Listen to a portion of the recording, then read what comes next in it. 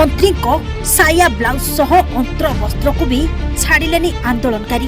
प्रधानमंत्री को बेडरूम रे बसिले साड़ी चढ़ी सह दामी चप्पल भी नहीं गले। बांग्लादेश रे स्थिति सांघातिक मलेनी पचार लोक।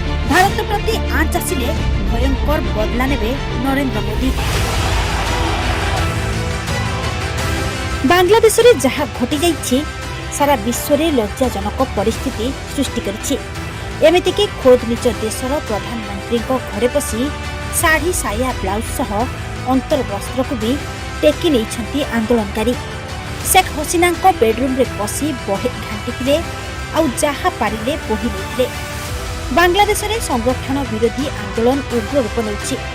सेना बाहिनी 45 मिनिटिया अंतिम चेतावनी पर प्रधानमंत्री शेख हसीना देश छाड़ी पलाइछन्ति। एही हिंसा परिस्थिति मध्यरे आंदोलनकारी प्रधानमंत्री बासभवन में प्रवेश करी भंगारुजा आरंभ कर देथिले।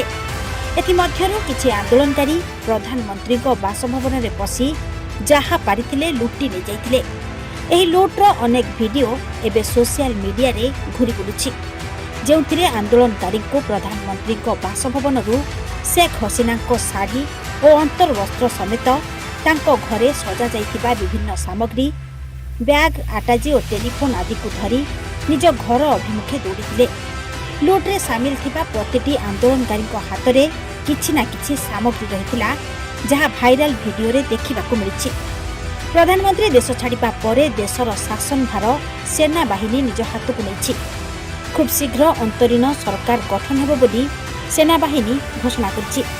बांग्लादेश परिस्थिति अनायत्त होई पड़िथिबारु भारत बांग्लादेश सीमांत रे भारतीय सीमा सुरक्षा बल पक्षरु हाई अलर्ट जारी करा जायछि।